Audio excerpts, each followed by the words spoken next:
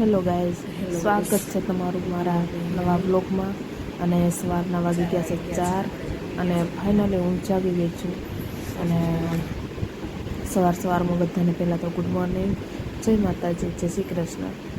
અહીંયા હું જાગીને પહેલાં તો દૂધ સાંજનું ગરમ કરી મૂકું છું, એટલે સવારે મસ્ત એવી મલાઈ જામી રહે છે. એટલે પહેલાં તો દૂધમાંથી મલાઈ અલગ કરી લઉં છું, પછી અઠવાડિયે 15 દિવસે ઘી બનાવી લઉં છું. પહેલાં મારું કામ ઉઠીને એ જ હોય છે, મલાઈ કાઢવાની. મલાઈ અલગ કરેલું દૂધમાંથી, અને પછી પાછું દૂધ ફ્રીજમાં મૂકી દીધું હતું. અને એક બાજુ બાથરૂમમાં પાણી બી ચાલુ કરી હતી, કેમ કે બે બાજુ બધું ફટાફટ થઈ જાય, મોડ થઈ જાય, ટાઈમ એટલો બધો હોય ના સવારે. એટલા માટે હું કંઈ બોલું છું પણ વોઇસ દબાઈ ગયો છે, એટલે મેં વોઇસ રેકોર્ડ કર્યું છે. ફટાફટ હવે નહીં આવું અને મળું રિસી શોધું છું. અને એટલામાં નહીંને ફાઇનલી આવી ગઈ હતી. ફટાફટ બધું કરવાનું હોય છે, એટલે ટાઈમ ઓછો જ રહે છે. અને હું ફટાફટ ચા મૂકવા દૂધ કાઢવા ગઈ હતી, ફ્રીજમાં મૂકેલું દૂધ લેવા ગઈ હતી, કેમ કે ચા પીને જ જવું પડે મારે, ચા વગર ના ચાલે. એટલે ફટાફટ ચા બનાવવા લાગી હતી. 4 ને 10 જેવું થઈ ગયું, 20 જેવું થઈ ગયું હતું, એટલે ચા બનાવી દઉં. સવારે ચા પીને નોકરી નીકળવાનું હોય છે. સવારે થોડું બધું કામ હોય, મારું જ હોય સવારે. તો હું 4 વાગે જાગીને જઉં છું, એટલે બાકી તો બધા તો ઊંઘ્યા જ હોય છે. સવારે જાગીને પછી બધું કરે પોતપોતાનું કામ. હું ચા બનાવી દઈ છું. ને એકલા સવારે 4 વાગ્યાનું જાગીને શું કરવાનું? ફટાફટ પોતાનું કામ જ પતાવવાનું હોય. સવારે ઉતાવળ બહુ જ હોય, ટાઈમનો બહુ ઇસ્યુ હોય છે. તો અહીંયા ચા ઉકળી ગઈ હતી, તો અંદર મસ્ત એવું આદું નાખી દીધું હતું. આદું નાખવાનું, ચા ખાંડ નાખી અને આદું નાખવાનું છે. આદુવાળી કડક ચા પીને પછી જ જવાનું હોય ઘરની ચા.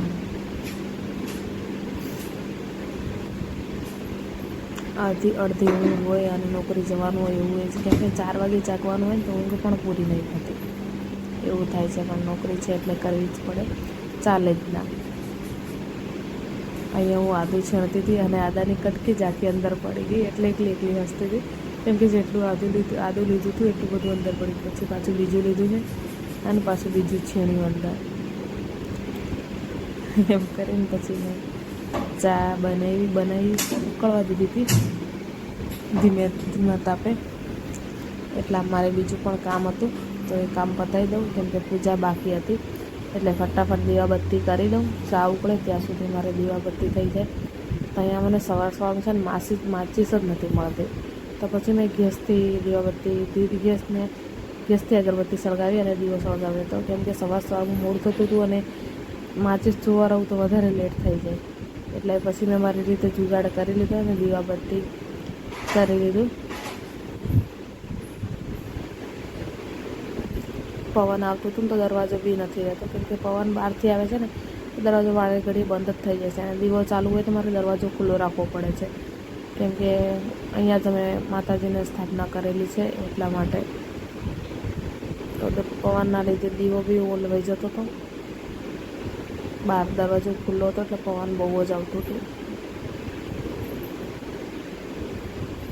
દીવાબત્તી મારી થઈ ગઈ છે અહીંયા, અને ચા પણ તૈયાર થઈ ગઈ છે.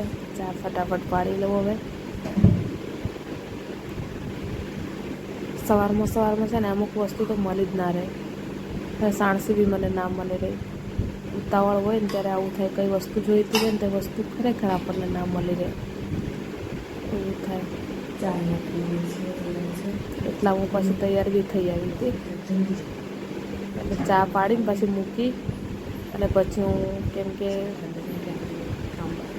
બધું થોડું કામ બાકી હતું એ પતાવવા ગઈ હતી, એટલે પતાવી દઉં પછી ચા પીવું. એટલામાં ચા બી ઠંડી થઈ રહેશે, એટલા મેં બાકીનું કામ બધું પતાવી દીધું હતું.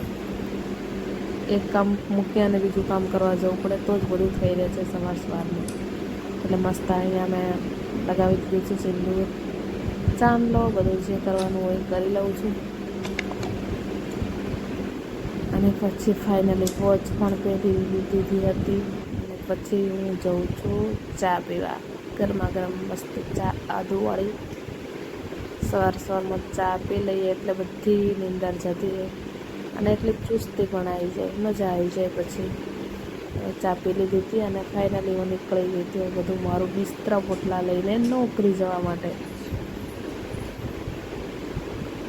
બધી વસ્તુ લઈ લીધી. ઋષિને ઊંઘાડતી, એને બુઆ બહાર ઊંઘ્યા હતા એટલે એકલો ઊંઘી રહેશે, વાંધો ના આવે. અને હું નીકળી ગઈ લીફમાં, કેમ કે 10માં મળે રહીએ એટલે લીફમાંથી ઉતરવું પડે. જો અમારી ગાડી બી અહીંયા પડી છે. પહોંચી ગઈ છું ગાડી નજીક એટલે ચાલુ કરી, લોક ખોલી દીધી ગાડીનું. અને પછી ગાડીમાં બેઠા પણ પછી પણ સીટ બેલ્ટ મસ્ત એવો લગાવી દીધો છે.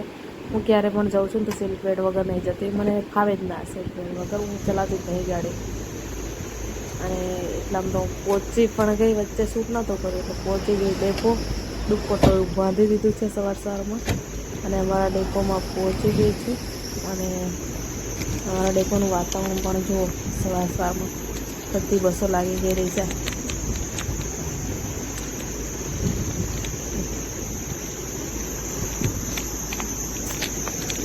મસ્ત એ બધી બસો લગાવી દીધેલી છે.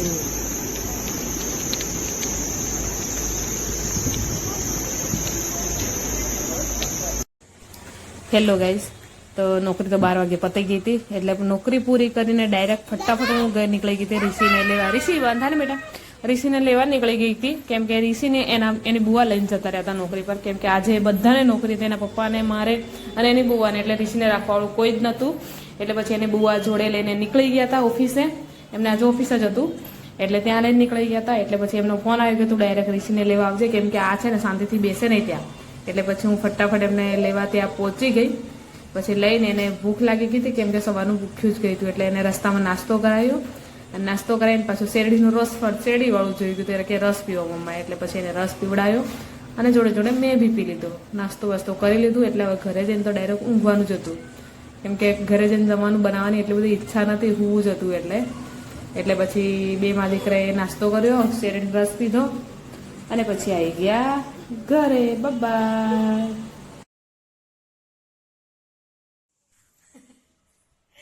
નાસ્તો કરી, રસ પીને પહોંચી ગયા ઘેર. નહીં ઋષિ, પહોંચી ગયા ને ઘરે આપણે. ઋષિ સાથે તો કઈ કઈ ફરી આવી છે ને બેટા, જો ડીંગુ, એ ડીંગુ, મમ્મા લોકો મારી છોરી ના મારી છોરી છે. પહોંચી ગયા ઘરે, હવે તો સુઈ જવું છે. પછી કરીશું બધા કામ. 4 વાગ્યાના જાગેલા છીએ તો નહીં બેટા, થોડી વાર હોઈ જઈએ અને પછી ઉઠીશું સાંજે.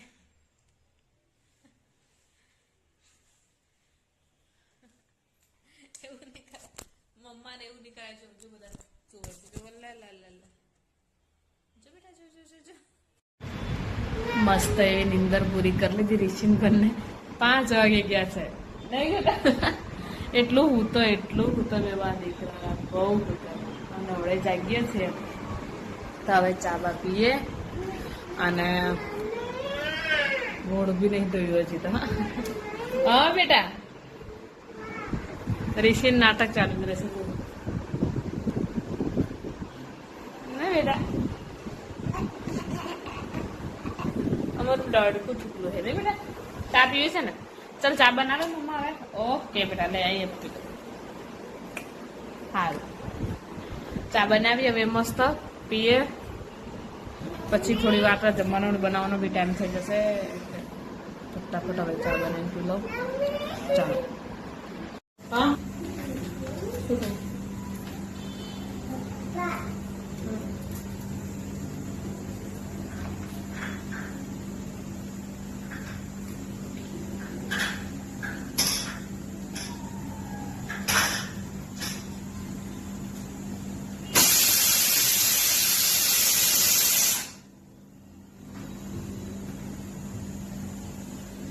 મસ્ત એવું જમવાનું બનાવવાની તૈયારી કરતી હતી. બનાવી દઈએ દાળ ભાત અને શીરો એમ. એટલે આમ તો ઋષિના પપ્પા કે ચલો બહાર જમી આવીએ, એટલે પછી ચાલ્યા છીએ બહાર જમવા. એટલે આજે જમવાનું બનાવવાનું છે કેન્સલ. ઋષિ ચાલ જવાનું બેટા બહાર. મારા ઋષિ એટલા નાટક છે ને, તમે જુઓ તો આ એટલું બદતમીઝ છે ને, બહુ હેરાન કરે છે મને છે ને. તો એને મોટું કરતા કરતા તો બે ચાર છોકરો મોટા કરે ને એટલો અનુભવ થવાનો. એવું છે ને બેટા, એવું છે ને, એટલું પરેશાન કરે છે. એના એકના લીધે બધાને ગોળ ગોળ ગોળ ફરવું પડે. હું ના કરે. એટલે આમ તો ઋષિના પપ્પા કે ચલો બહાર જમી આવીએ, એટલે પછી ચાલ્યા છીએ.